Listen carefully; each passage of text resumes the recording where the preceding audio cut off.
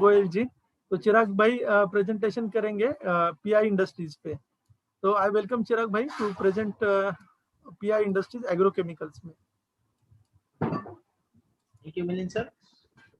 Pi Industries sir एक मैं बताना चाहूँगा, ये एग्रोकेमिकल बेस्ड कंपनी है जिसमें इसका काम एक्चुअल में क्या है। तो देखा जाए वर्ल्ड में देखा गया है कि जो भी एग्रीकल्चर प्रोडक्ट ग्रो होते हैं उसमें से 10 से 40% जो प्रोडक्ट ग्रो होते हैं उसको पैथोजन या पेस्ट की वजह से वो खराब हो जाते हैं। तो इनको खराब ना हो उससे बचाने के लिए जो इंसेक्टिसाइड्स पेस्टिसाइड्स वगैरह लगते हैं उसमें ये पीआई इंडस्ट्रीज वर्क करती है। इसके ग्रो करने के लिए 3-4 मेन रीजन है सर। इसमें पहला रीजन ये है कि पॉपुलेशन जो बढ़ती जा रही है, तो उम्मीद है कि 2030 तक ये पॉपुलेशन अभी जो है उससे 860 करोड़ हो जाएगी और 2050 तक 1000 करोड़ के आंकड़े को भी छू सकती है। उसके साथ साथ ये देखा गया कि एग्रीकल्चर जो आउटपुट है उसमें 80% आउटपुट हमें इमर्जिंग कंट्री से मिलता है, 55% अभी अर्बनाइजेशन है। हम सब भी प्रेजेंटेशन कोई करते हैं जैसे कि टीसीएस का, एचडीएफसी बैंक का, इस सब प्रेजेंटेशन में बताते हैं कि ये ग्रो क्यों करने वाला है, क्योंकि अर्बनाइजेशन बढ़ने वाला है। उन सब चीजों से ये सारी इंडस्ट्री को ग्रोथ मिलेगा। बट इस कंपनी को भी अर्बनाइजेशन फायदा इस वजह से होने वाला है कि अर्बनाइजेशन होगा तो मतलब एरेबल लैंड कम होगी, और ये एस्टिमेट है कि 2050 तक 20% एरेबल लैंड कम हो जाएगी। अब दो फैक्टर हो गए, पॉपुलेशन बढ़ने वाली है, उन सबके लिए खाना तो चाहिए, और साथ साथ एरेबल लैंड जहां से हम प्रोडक्टिविटी निकालते वो कम हो जाएगी, मतलब कम जमीन में ज्यादा अनाज उगाने की जरूरत पड़ेगी। तो अभी क्या है कि 2050 तक एग्री प्रोडक्टिविटी जो होती है उसका ग्रोथ 1.75% रहेगा, तो ये हम अचीव कर पाएंगे। एक्चुअल में अभी तक 1.66 तक पहुंचे और इसमें भी काफी ग्रो करने की जरूरत है। और दूसरी चीज क्या है सर कि 40% पॉपुलेशन को वाटर स्केर्सिटी का प्रॉब्लम होने वाला है। उसका मतलब क्या कि पानी नहीं मिलेगा, तो पानी नहीं मिलेगा तो कम पानी से भी अनाज उगाने के लिए इसमें फिर से ये फर्टिलाइजर्स वगैरह का यूज हो सकता है। और हम इंडिया की सर बात करें तो हम पहले से कृषि प्रधान देश है, तो जब स्कूलिंग से पढ़ रहे तो जब सारा देशों में हम 7th लार्जेस्ट बाई साइज है और पॉपुलेशन के मामले में चाइना से थोड़ा ही पीछे है, और one of the largest agri market है सर हमारा। और एरेबल लैंड की बात करें कि कितनी जगह पे हम खेती कर सकते हैं, उसमें वर्ल्ड में हम 10वें नंबर पे हैं। थोड़ा एग्री मार्केट की बात करें सर, यहाँ पर कैसा मार्केट चल रहा है, तो 2023 तक 12.5% का ग्रोथ एस्टिमेट किया जा रहा है और 90 लाख करोड़ तक वो छू जाएगा। और इंडिया है वो एग्रीकल्चर देश होने के लिए क्या है कि 43% जो पब्लिक है वो एग्रीकल्चर बिजनेस में लगी, जबकि चाइना में वो ग्रोथ 18% ये भी रहा है। पहले हम दोनों एग्रीकल्चर बेस्ड थे, बट उन लोगों ने टेक्नोलॉजी वगैरह का अच्छा यूज किया और अभी वो एग्रीकल्चर से हटके सेकेंडरी और टर्सरी इंडस्ट्री पे आ गए हैं, जब इंडिया अभी धीरे धीरे मूव कर रहा है। और 58% जो इंडिया की पॉपुलेशन है वो एग्री पे डिपेंडेंट है। और अगर रूरल इंडिया में जाएंगे, जैसे मैं एक्चुअली रूरल इंडिया में वर्क करता हूँ, तो 70% का जो बिजनेस है वो एग्री डिपेंडेंट है। और यहाँ पर देखा जाए तो 86% ऐसे फार्मर्स है कि जिसके पास 2 हेक्टेयर या उससे कम जमीन है, तो जो उसकी कैटेगरी होती है उसमें वो स्मॉल फार्मर में आते हैं। मतलब लोगों के पास, फार्मर के पास कम जमीन है और उसमें से उसको प्रोडक्टिविटी निकालनी है, तो केमिकल प्रोडक्ट का यूज हो सकता है। और एग्री जीडीपी की सर बात करें तो इंडिया केवल अपने जीडीपी का 0.3% अभी एग्री पे स्पेंड कर रहा है, जबकि China, USA, Brazil, south Africa उससे कई ज्यादा गुना स्पेंड कर रहे हैं। और देखा जाए कि एवरेज इंडिया में जो रूरल है उसका सरप्लस है वो 1500 रुपये पर मंथ का है, जो बहुत कम है।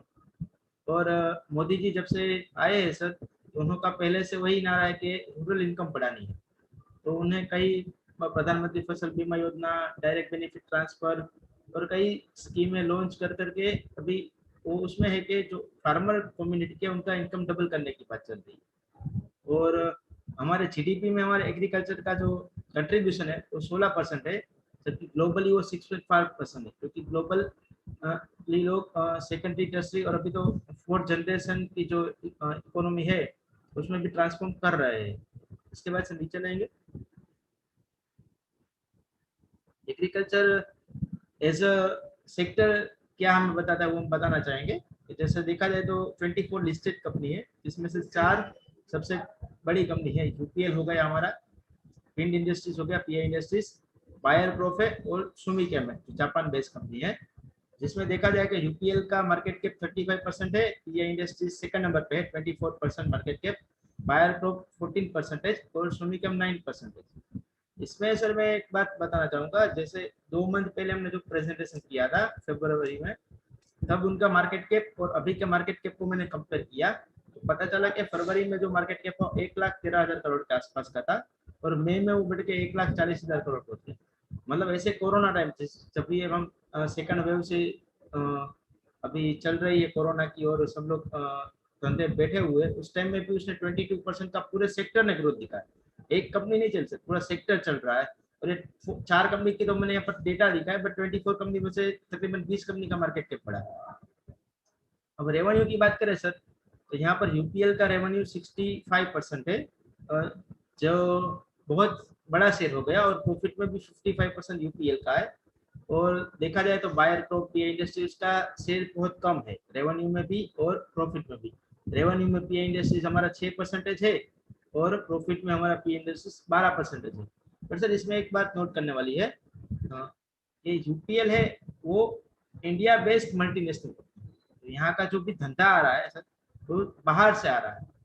और बायर प्रूफ जो कंपनी है वो अमेरिका बेस्ड मल्टीनेशनल कंपनी है। मतलब ये जो बायर प्रूफ का जो में 6% धंधा दिख रहा है, तो इंडिया में सबसे बड़ा प्लेयर बायर प्रूफ, क्योंकि 6% मतलब पूरा 6% इंडिया से आ रहा है। यूपीएल हो गया, हमारा पी इंडस्ट्रीज है, उसके जो धंधे हैं उसमें काफी ज्यादा बड़ा से फॉरेन कंट्रीज का है, एक्सपोर्ट रिलेटेड सब ये बिजनेस कर रहे हैं, और सारा जो धंधा है वो पूरे वर्ल्ड से आ रहा है। मतलब ये कहना चाहेंगे कि ये जो बाहर की मल्टीनेशनल कंपनी की बेटर के इंडिया की मल्टीनेशनल कंपनी में इन्वेस्ट करेंगे सर, जो फायदा ये होगा तो उसको बिजनेस करने के लिए पूरा वर्ल्ड मिल रहा है। इसीलिए हम पीआई इंडस्ट्रीज को थोड़ा ऊंचा रेट करते हैं। रिजर्व की सर बात करेंगे तो यूपीएल का देखा जाए सबसे पुरानी कंपनी है, सबसे बड़ा धंधा है, तो रिजर्व भी उसका बड़ा है, बट साथ साथ उसका डेप भी सबसे बड़ा है।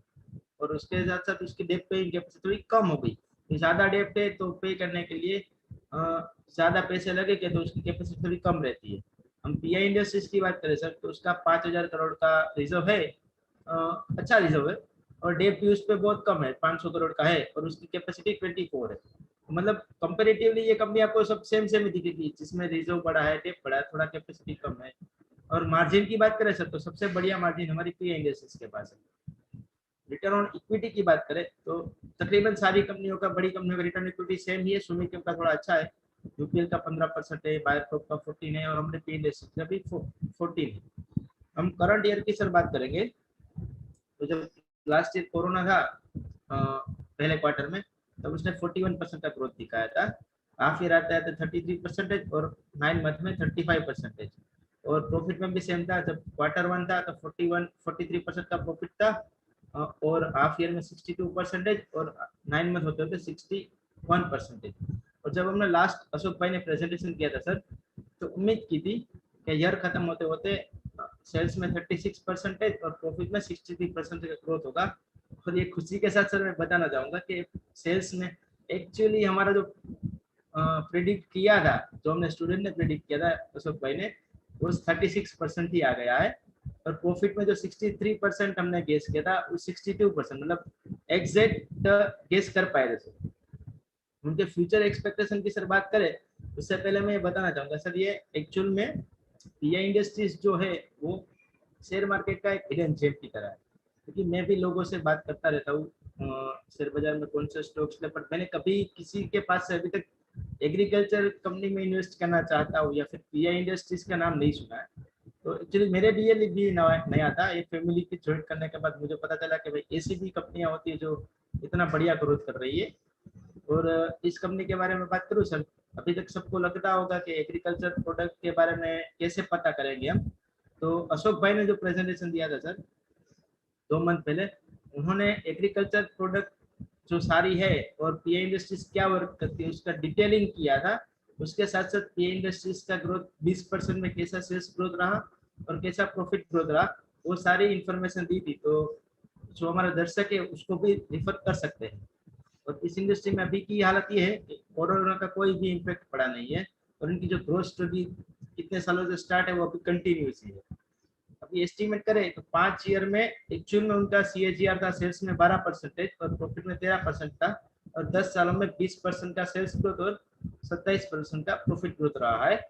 और हम शॉर्ट टर्म में ये ग्रोथ जो हमने एक्सपेक्ट किया था कि 36% का सेल्स ग्रोथ आएगा और प्रॉफिट का 62% आएगा। लॉन्ग टर्म में हम थोड़ा कंजर्वेटिव रहेंगे क्योंकि ये कंपनी लीडर नहीं है, मानना पड़ेगा। UPL सबसे बेस्ट है, UPL सबसे बड़ी है, बेस्ट नहीं सबसे बड़ी है, तो उसका 60% का ग्रोथ हम प्रेडिक्ट करेंगे सेल्स में और प्रॉफिट में ऊपर से। उस हिसाब से 2022 में ये उम्मीद है कि 5,000 करोड़ का धंधा पार कर लेंगे ये इस बार, और 2025 तक 8,000 करोड़ और 2030 तक 15,000 करोड़ के टारगेट को भी वो ऊपर निकल जाएंगे। और प्रॉफिट में भी 2025 आते आते 1,300 करोड़ और 2030 में 2,500 करोड़ के पार निकल जाएंगे। इसका EPS वैल्यू भी काफी अच्छा है, जो 2025 तक 100 को पार करने की और 2030 तक 200 को पार करने की उम्मीद है। फेयर प्राइस की बात करें सर अभी तो 2022 में 1250 का मिल रहा है, और 2025 तक 2000 के आसपास हो जाएगा, और 2030 तक 4000 के को पार कर जाएगा।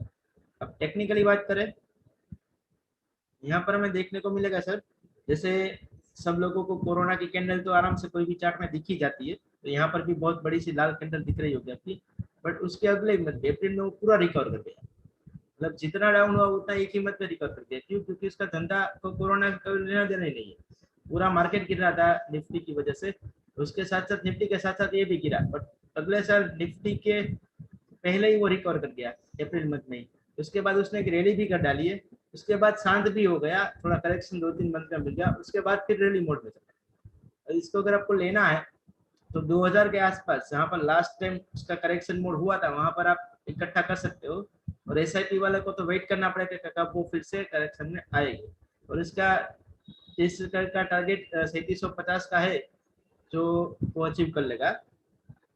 और इनकी कंक्लूजन पे सर में आए तो agro based high growth company है सर, जो लॉन्ग टर्म में ऑब्वियसली वेल्थ क्रिएटर है, और हमें पोर्टफोलियो का 3% अलर्ट कर सकते हैं, क्योंकि उसका रीजन क्या है कि अभी इसके पास सबसे बड़ा धंधा नहीं, इसलिए थोड़ा वेट करेंगे, उसकी ग्रोथ स्टोरी के साथ साथ कंटिन्यू करेंगे, और अगर फ्यूचर में उसका धंधा बहुत स्पीड से बढ़ेगा तो हम अपना पोर्टफोलियो लेवल भी बढ़ा सकते हैं। और तो मिल सकता। थैंक यू चिराग भाई। जनरली क्या होता है कि एग्रीकल्चर से रिलेटेड कोई भी फील्ड रहेगा, कोई भी बिजनेस रहेगा, तो एक नेचुरल निगेटिविटी लोगों के मन में आती है कि हम देखते हैं किसान आत्महत्या कर रहे हैं, एग्रीकल्चर में कोई ग्रोथ नहीं हो रही है। बट मैं आपको बता दूं कि PI इंडस्ट्रीज है वो एक्सपोर्ट भी करता है काफी सारे एग्रोकेमिकल उनके जो प्रोडक्ट्स है, और इसको हम कंपाउंडिंग मशीन बोलते हैं। जो भी पुराने इन्वेस्टर है उनको पता है कि बहुत ज्यादा पैसे कमा के दिए है PI इंडस्ट्री ने। बहुत सिंपल लैंग्वेज में बोले तो पैसा छापने की मशीन ऐसा भी बोल सकते हैं ये स्टॉक को। तो दोस्तों ये स्टॉक को बिल्कुल भी इग्नोर ना करें, आपके पोर्टफोलियो में जरूर होना चाहिए। डेफिनेटली ये वेल्थ क्रिएट करके देगा, और ये बहुत भरोसे का प्लेयर है क्योंकि इसका बिजनेस एक्सपांडिंग हो रहा है, इनके पास पेटेंट काफी सारे हैं जिनको 20-20 साल तक की वैलिडिटी है, तो लॉन्ग रन में आने वाला है। तो PI इंडस्ट्री को आप जरूर ध्यान में रखें। Over to Piyush sir. Good Milind भाई एंड चिराग, बहुत अच्छे प्रकार से आपने प्रेजेंट किया अपना पार्ट PI इंडस्ट्री का। PI इंडस्ट्री देखो कितना डाइवर्सिफिकेशन है आपकी अलग अलग कंपनियों में। PI एक पुरानी इंडस्ट्री जो बरसों से बढ़िया परफॉर्म कर रही है, 600-700 गुना कमा के भी दिया है, पर क्या कल एग्री चलेगा तो क्या ये कंपनी नहीं चलेगी? राइट? किस प्रकार से इंडियन कंपनीज आगे बढ़ती जा रही है दोस्तों। गुड कंपनी जहां पे हम एक्विजिशन कर सकते हैं। वेरी गुड वर्क चिराग भाई, हम क्वेरीज पे बाद में चर्चा करेंगे। राइट?